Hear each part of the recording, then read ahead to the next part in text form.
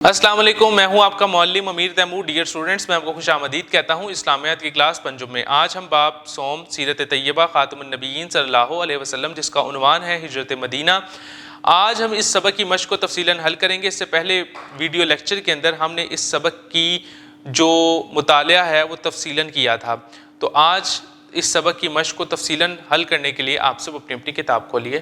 مشق درست جواب کے گرد دائرہ لگائیں۔ اللہ تعالیٰ نے نبی کریم خاتم النبیین صلی اللہ علیہ وسلم کو کفار مکہ کے ناپاک ارادوں کی اطلاع دی بذریعہ حضرت جبرائیل علیہ السلام، حضرت میکائیل علیہ السلام، حضرت اسرافیل علیہ السلام، حضرت اسرائیل علیہ السلام، حضرت جبرائیل علیہ السلام۔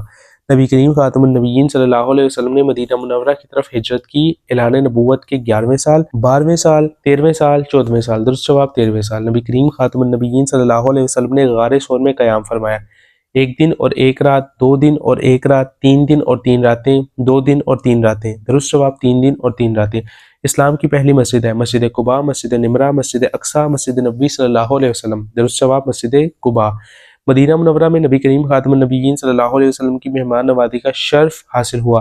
حضرت سعد رضی اللہ تعالیٰ عنہ کو، حضرت انس رضی اللہ تعالیٰ عنہ کو، حضرت ابو ایوب انصاری رضی اللہ تعالیٰ عنہ کو، حضرت معاذ بن جبل رضی اللہ تعالیٰ عنہ کو۔ درست جواب حضرت ابو ایوب انصاری رضی اللہ تعالیٰ عنہ کو۔ درست الفاظ کا انتخاب کر کے خالی جگہ پر کریں۔ ہجرت کا لفظی معنی ہے خالی جگہ، ترک وطن۔ نبی کریم خاتم النبیین صلی اللہ علیہ وسلم نے قباء بستی میں خالی جگہ دن قیام فرمایا۔ 14 کفار مکہ نے خالی جگہ میں جمع ہو کر نبی کریم خاتم النبیین صلی اللہ علیہ وسلم کو نعوذ باللہ قتل کرنے کی سازش تیار کی۔ دار الندوہ خالی جگہ کو نبی کریم خاتم النبیین صلی اللہ علیہ وسلم کی مہمان نوازی کا شرف حاصل ہوا۔ حضرت ابو ایوب انصاری رضی اللہ تعالیٰ عنہ کو۔ مدینہ منورہ کی بچیوں نے نبی کریم خاتم النبیین صلی اللہ علیہ وسلم کی آمد پر خالی جگہ پڑھے۔ نعت یا اشعار، دیے ہوئے سوالات کے مختصر جوابات لکھیں۔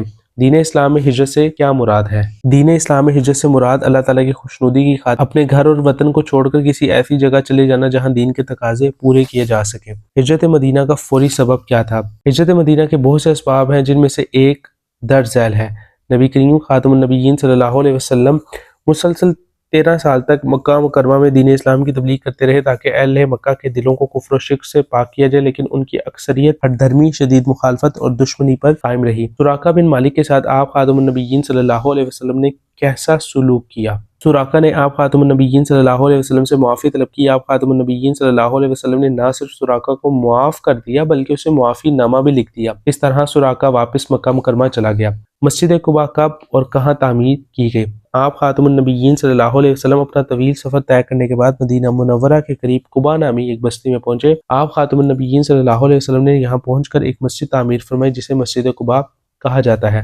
نبی کریم خاتم النبیین صلی اللہ علیہ وسلم نے حضرت ابوبکر صدیق رضی اللہ تعالیٰ عنہ کو کن الفاظ میں تسلی دی؟ غم نہ کرو، بے شک اللہ ہمارے ساتھ ہے۔ دیے ہوئے سوالات کے تفصیلی جوابات لکھیں۔ ہجرت مدینہ کے اسباب تحریر کریں۔ نبی کریم صلی اللہ علیہ وسلم مسلسل 13 سال تک مکہ مکرمہ میں دین اسلام کی تبلیغ کرتے رہے تاکہ اہل مکہ کے دلوں کو کفر و شرک سے پاک کیا جائے، لیکن ان کی اکثریت ہٹ دھرمی، شدید مخالفت اور دشمنی پر قائم رہی۔ اعلان نبوت کے 11ویں، 12ویں اور 13ویں سال مدینہ منورہ کے بہت سے لوگوں نے مکہ مکرمہ آ کر دعوت اسلام کو قبول کیا اور آپ خاتم النبیین صلی اللہ علیہ وسلم کو مدینہ منورہ تشریف لانے کی دعوت دی۔ اہل مدینہ نے آپ خاتم النبیین صلی اللہ علیہ وسلم سے وعدہ کیا تھا کہ وہ آپ خاتم النبیین صلی اللہ علیہ وسلم کی حفاظت اپنی جانوں سے بڑھ کر کریں گے۔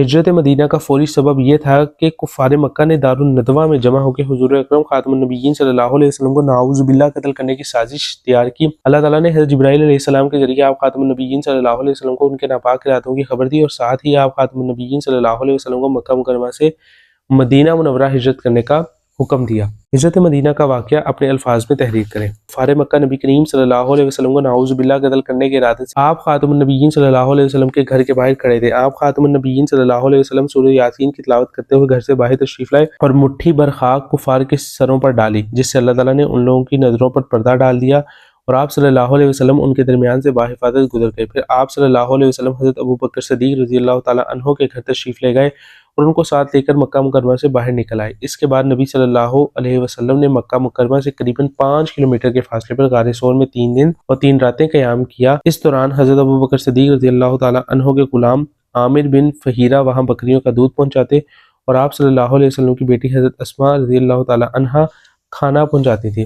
कुफ़ार मक्का के चंद लोगों ने आप सल्लल्लाहु अलैहि वसल्लम की तलाश शुरू कर दी और वो तलाश करते करते गारे सोर के दहाने तक पहुंच गए। हज़रत अबू बकर सिद्दीक़ रज़ियल्लाहु ताला अन्हु कुफ़ार की बातें सुनकर परेशान हो गए। इस मौके पे आप खातमुन नबिय्यीन सल्लल्लाहु अलैहि वसल्लम ने उन्हें तसल्ली देते हुए फरमाया, गम ना करो, बेशक अल्लाह हमारे साथ है। हिजरत की चौथी रात हज़रत अबू बकर सिद्दीक़ रज़ियल्लाहु ताला अन्हु का गुलाम 2 ऊँटनियां लाया। आप खातमुन नबिय्यीन सल्लल्लाहु अलैहि वसल्लम और हज़रत अबू बकर सिद्दीक़ रज़ियल्लाहु ताला अन्हु इन ऊँटनियों पर सवार होकर मदीना मुनव्वरा की तरफ रवाना हुए। उधर कुफ़ार मक्का के लोग 100 सुर्ख ऊँट इनाम के लालच में आप सल्लल्लाहु अलैहि वसल्लम और हज़रत अबू बकर सिद्दीक़ रज़ियल्लाहु ताला अन्हु की तलाश में निकल पड़े।